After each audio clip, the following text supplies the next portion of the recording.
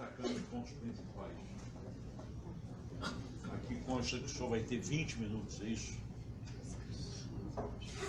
Preciso mudar o tempo do relógio.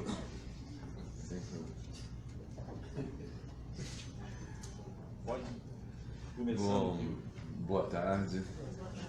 Agradecer o convite, estar aqui com vocês, a presença de vocês, esse trabalho que a gente já vem realizando há algum tempo junto ao Fórum Grita Baixada. Sou professor da Universidade Federal Rural do Rio de Janeiro, sou titular em Sociologia. Trabalho com violência na Baixada desde 93, aproximadamente, há algum tempo já. Tem um livro... O som caiu. Tem um livro... Voltou. Tem um livro chamado Dos Barões ao Extermínio, uma história da violência na Baixada Fluminense. Então, quero agradecer muito a colaboração e participação nesse trabalho com Mariana Guimarães e Rômulo Bandeira, são dois que estiveram juntos nesse trabalho, construindo esse relatório, né? 50 anos, 5 décadas de funcionamento de uma estrutura de execução sumária, ao longo desse tempo, ele se sofisticou, ele se constituiu de formas cada vez mais perfeitas e mais elaboradas, né? Em 67, a gente afirma que é a criação da polícia militar nos moldes que tem hoje pela ditadura militar. E aí o funcionamento dos esquadrões da morte no período da década de 70 foi o despontamento dessa estrutura de execução sumária e de eliminação de pessoas. Na base dela estava a polícia militar em si, que funcionava como os executores, o financiamento por parte de comerciantes e empresários da região, na busca de vantagens, ganhos de limpeza social. E, por último, o respaldo e o apoio que a ditadura militar dava a partir da estrutura política que existia na época, né? Os militares e os civis também, que constituíram o golpe de 64 também, financiaram essa estrutura.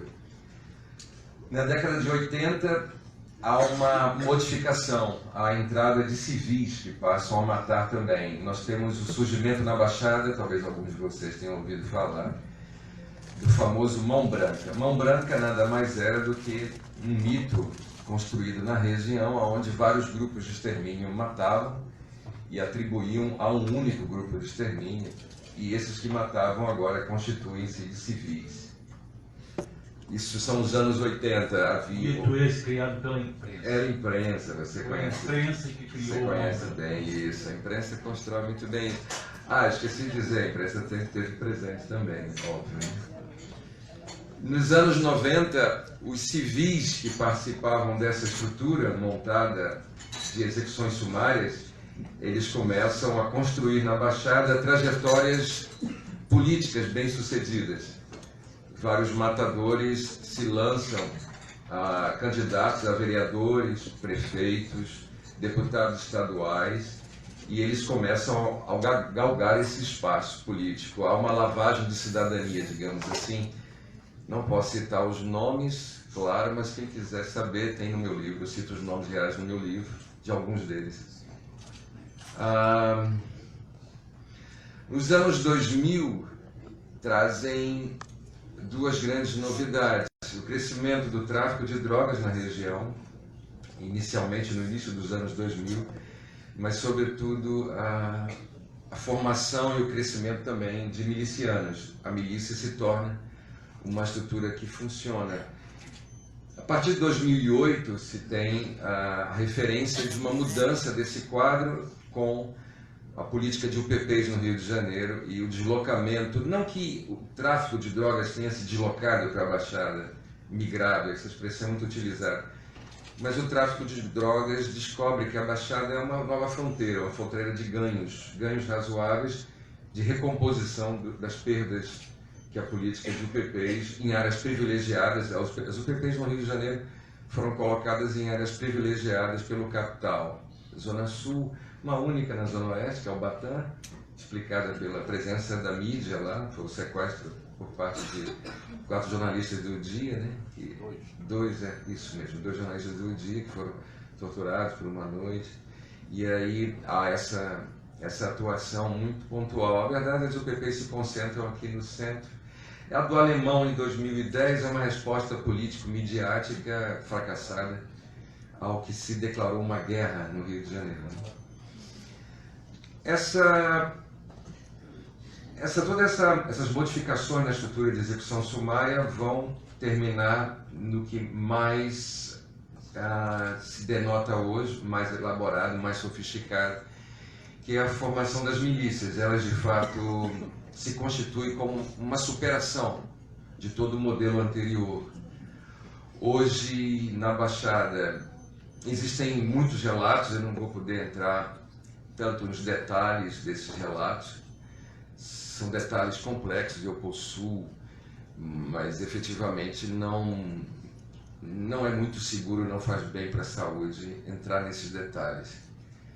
Os detalhes nos falam de vários tipos de operações a fim de se controlar áreas, se obter ganho nessas áreas e se obter, sobretudo, o ganho mais notável hoje por parte desses grupos, que é a obtenção de poder político. Isso é muito visível na Baixada como um todo. Então, eu vou dar alguns relatos. Um dos relatos, por exemplo, milicianos atuam numa área de preservação ambiental, numa APA.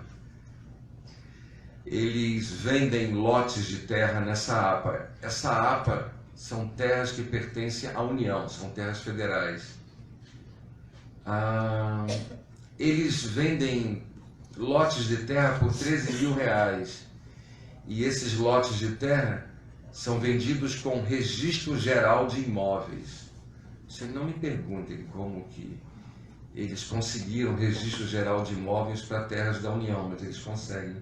E eles vendem dessa maneira.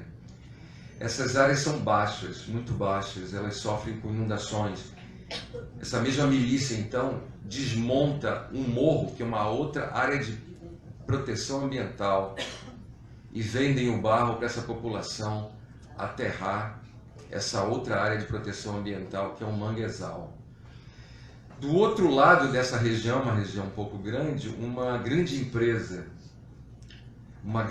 está colocando o seu grande galpão de alguns 1.000 metros quadrados.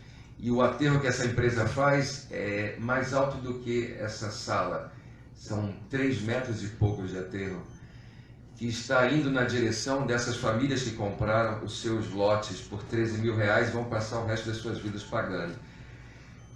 Simplesmente essas famílias hoje convivem com inundações, cobras, jacarés, que são a biodiversidade que ocupa essa região. Só que essa população não pode fazer qualquer protesto.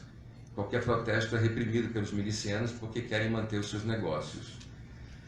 Nessa região, vários milicianos foram assassinados, eram candidatos a vereadores. Esses assassinatos foram atribuídos recentemente pela mídia à formação de uma quadrilha que vendia combustível nessa região. Mas isso é uma justificativa para dizer que não foram eliminações por conta de disputas políticas, mas isso é ilusório.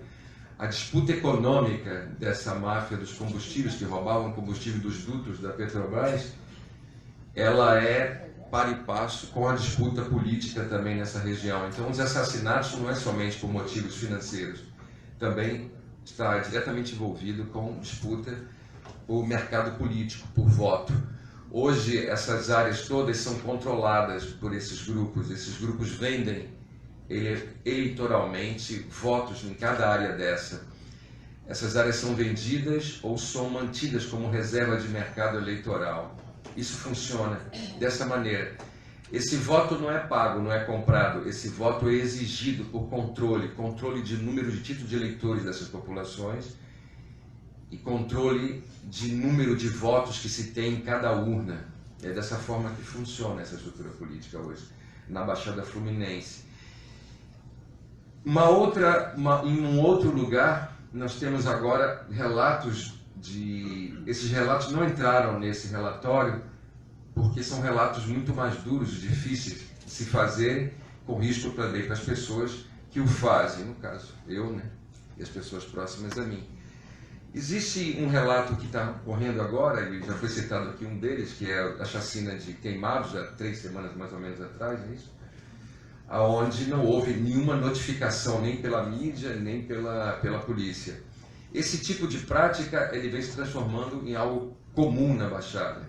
Então, há uma relação entre mídia, agentes de segurança e esses atos violentos. O primeiro ocorreu lá em 2014, em Barier, num confronto entre 2 facções criminosas, onde a população relata mais de 14 mortos nesses confrontos, e aonde a mídia noticia 5, 6 mortos apenas, aonde a população denuncia a existência de um cemitério clandestino, e quem fez essa denúncia atualmente é um bispo, o bispo de Marajó, Frei Evaristo Spengler.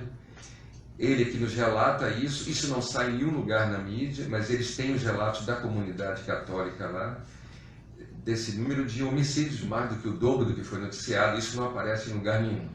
O outro relato vem de uma chacina que ocorre no quilômetro 3940 da BR-465, antiga Rio-São Paulo, aonde milicianos, na noite do dia 21 de setembro, entram nessa comunidade. Eles entraram com armas com silencioso, não se ouve tiros. Eles entram com lista de nomes e endereço para serem mortos. E o relato da população é um caminhão saindo com mais de 20 corpos daquele local. Isso não tem registro em lugar algum.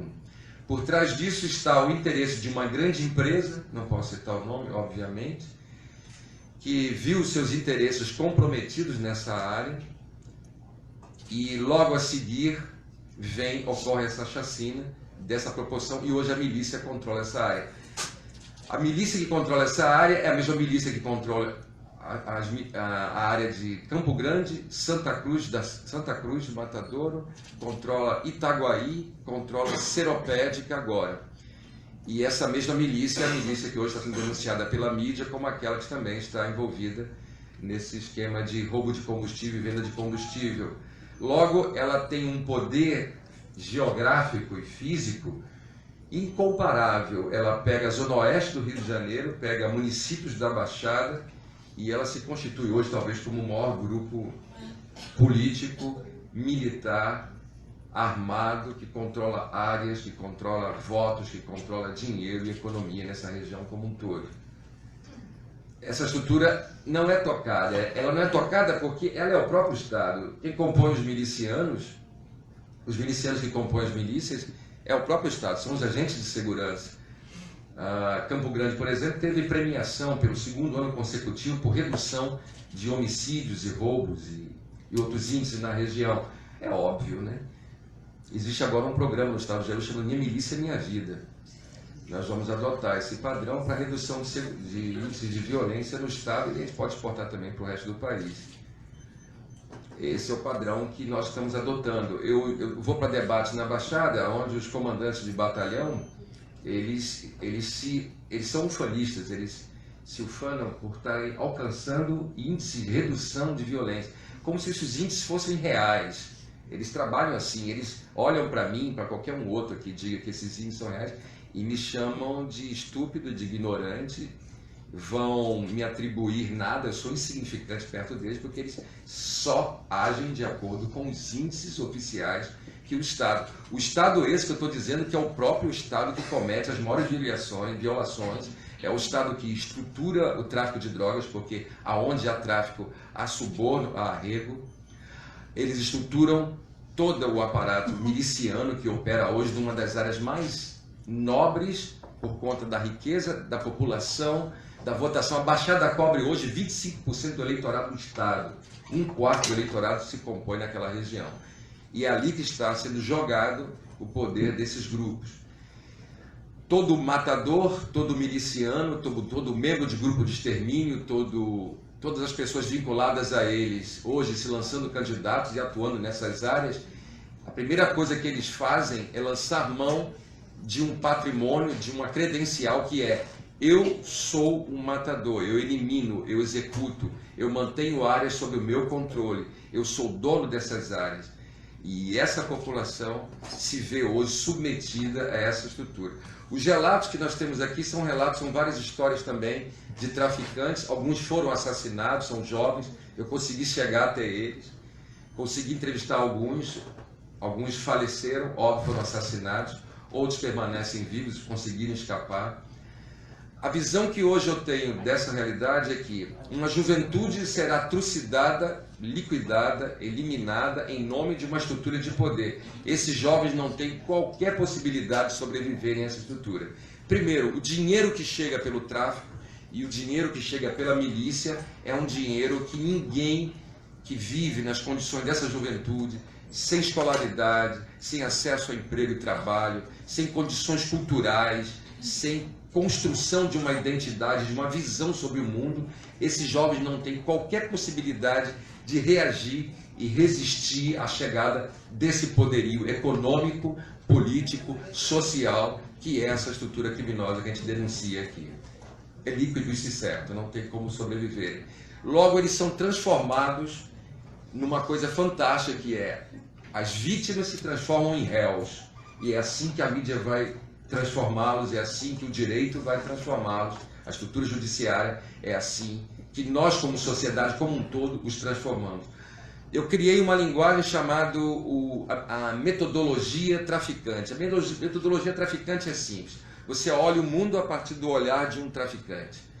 Um traficante, um garoto que tem o seu irmão virou o chefe do tráfico e ele está numa escola, aquele garoto vai barbarizar na escola.